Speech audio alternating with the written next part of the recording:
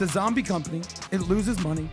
Nobody's going to the game. Thank God they get Caitlin Clark. She's injured for 2 weeks. All of a sudden, attendance goes down. This is not going to work long term. You trust me. You'll see this long term.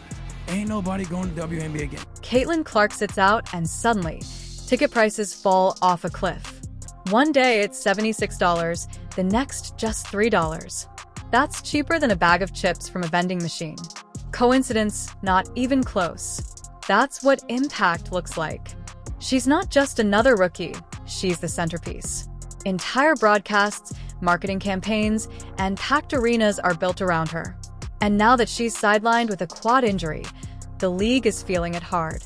But instead of rallying behind her, some players are throwing shade, some fans are in denial, and the league's pretending it's business. As usual, stick around, we're breaking down why Caitlin Clark isn't just the face of the WNBA. She might be the reason it's still standing. Let me hit you with a number: $3. That's how much it costs to get into a Fever game after news broke of Clark's injury. Not $30. Not even $13. Just $3. Before she went down, that same seat sold for $76. That's a 92% drop. You don't need a stat sheet to know that's not normal, and this isn't just about Indiana. Prices dropped in Washington and Chicago. All across the league. Fans didn't just pay less, some didn't show up at all. You want to know how powerful a player is? Look at how the market reacts when she's gone. When Clark's off the floor, it's like the soul of the game steps off with her. That's not just influence. That's a phenomenon. Now, let's be clear. Injuries happen. It's part of sports. But when Caitlin Clark gets hurt, it doesn't just affect the starting lineup, it shakes up attendance, viewership, arena ops, and even how networks prioritize coverage. Indiana announced she'd miss 2 weeks. Since then, average ticket prices for her games dropped from $137 to $80. Some seats went for as low as $4. That's not a dip, it's a free fall. Now imagine that happening in the NBA. Imagine LeBron James sits out, and suddenly the Lakers can't sell out Crypto.com arena. That's the level we're talking about here. Caitlin Clark is redefining star power in the WNBA. Her presence turns regular season games into national events. Without her, the lights dim a little, the crowd noise fades, and the stakes feel lower. This is more than a game. It's a business, and right now, her absence is costing real money. Let me be clear about this. If Caitlin Clark were not in the WNBA, we would not be talking about the WNBA. She is the only ticket draw in the WNBA. A large percentage of all tickets sold in the WNBA are so people can watch Caitlin Clark play basketball. No one cares about Angel Reese. She'd be drawing flies if she were playing not against Caitlin Clark on the court right now. Angel Reese has basically become the Bill Laimbeer to Caitlin Clark's Larry Bird, essentially. That is where we now. You know you've made it when entire arenas change just because your name's on the schedule. The Washington Mystics moved their game to Baltimore's CFG Bank Arena. The Chicago Sky, they left Wintrust for the United Center, 20,000 seats, all to ride the Caitlin Clark wave. Then the injury news hit. Those $86 tickets for the hyped-up June 7th Clark vs. Reese showdown dropped to $25 overnight. Some resale listings were going for less than a movie ticket. That's not just demand fading, it's momentum collapsing in real time. And here's the wild part, Clark's not a seasoned vet. She's a rookie. But she didn't just change ticket prices, she changed how teams plan games. Franchises literally upgraded arenas just to handle the gravity she brings. This isn't hype, this isn't PR, this is a seismic shift. And yet, some people in the league still ask, has she earned it? Earned what? The right to be the reason the arena isn't empty, the right to carry half the league's paychecks. Come on. Let's not play dumb. She's not just earning it, she's holding it all together. Because I saw this today, it's fascinating.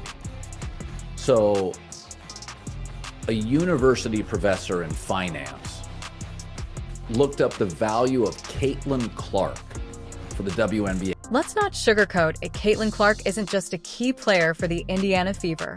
She's the economic engine of the entire WNBA right now.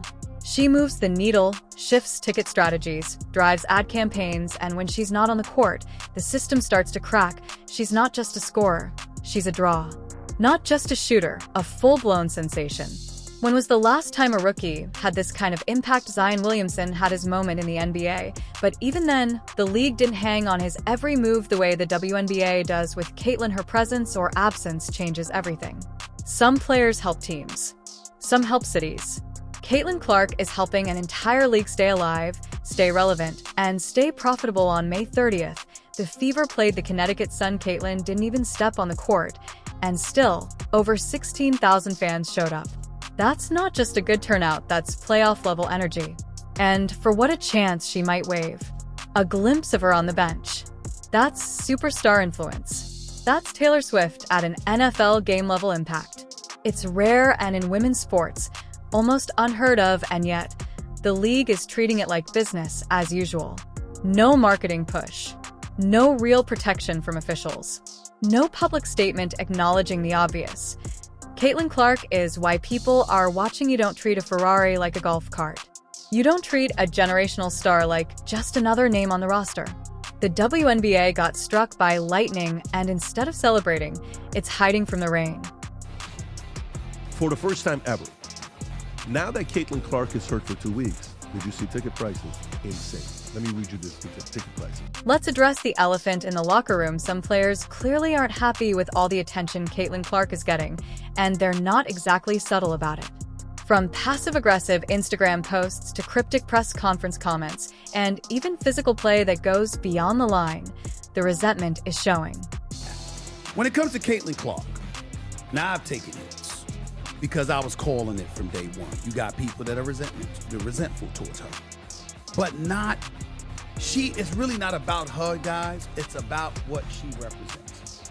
Before she ever came along, there were a lot of outstanding basketball players who happened to be black females that was doing their thing on the WNBA level. And they never got this kind of shine. Some say she hasn't earned her stripes, but let's be honest, the fans already gave her the badge. If any other player was pulling 20,000 fans and 2.5 million viewers, the league would be building statues. But with Caitlin, it's resentment instead. Gatekeeping doesn't build legacy, it blocks it. It's time for some veterans to stop holding the door shut and start welcoming the wave of new fans walking in. This girl, the Golden Goose, comes along, and she wreaks havoc. She's the Rookie of the Year. She's 4th in the league in MVP voting. 4th in the league, her rookie year. Wow. Outstanding. She's like Steph Curry. She can pull up from anywhere. You understand? She has that kind of capability. Didn't win a national championship. Lost to LSU one year. We lost to South Carolina another year. But she's outstanding. Let's be clear, Caitlin Clark isn't asking for special treatment. She's not demanding red carpets or VIP perks. She shows up, competes, takes more hits than almost anyone in the league, and still gets back up.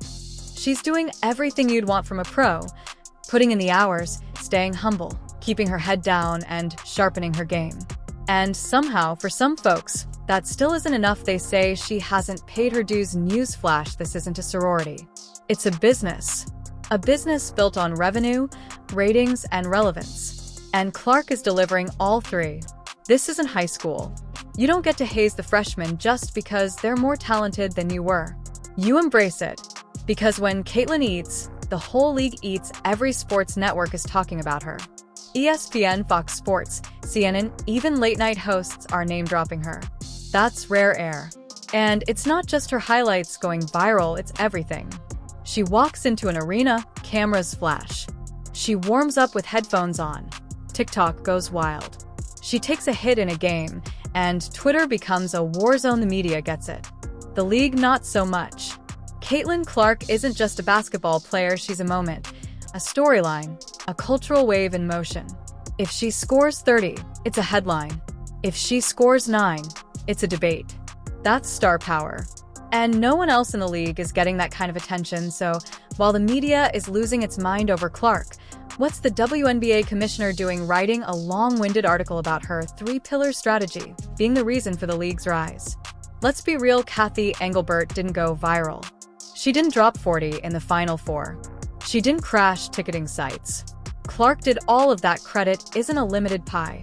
No one loses if you admit Clark changed the game. Pretending this surge is thanks to some 5-year marketing plan? That's tone deaf. Let's call it what it is: a once-in-a-generation player arrived at the perfect time, and the league better keep up. Let's play the what-if game. If Caitlin Clark walked away tomorrow, what happens? TV ratings tank. Ticket prices drop. Casual fans vanish. Media buzz fades. The Fever go back to being a small market team. The WNBA goes back to begging for ESPN coverage. That's not a knock, it's reality. It shows how powerful one player can be when they ignite cultural attention. And to those complaining about ticket price, now you can get in for $13. Some seats are $9. You can sit center court for less than your last Uber Eats order. So where are the fans now? Let's be honest, they weren't just there for the game. They were there for Clark. Without her, many of them don't show up. This is the WNBA without Caitlin Clark.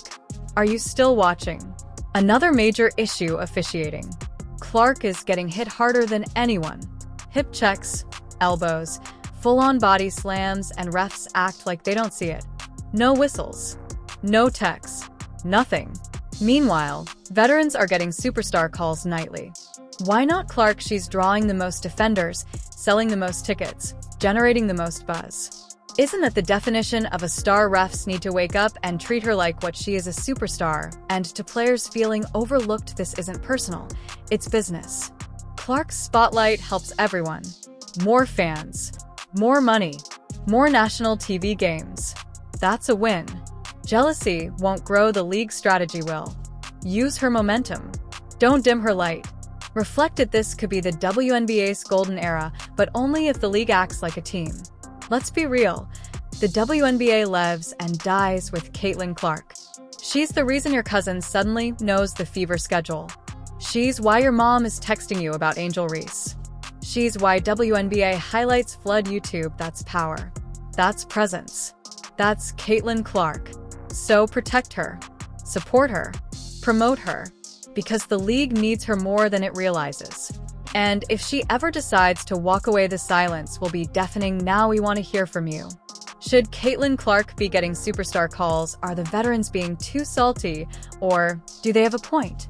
Would the WNBA still be booming without her? Drop your thoughts in the comments. Smash that like button if you believe in the Caitlin Clark effect.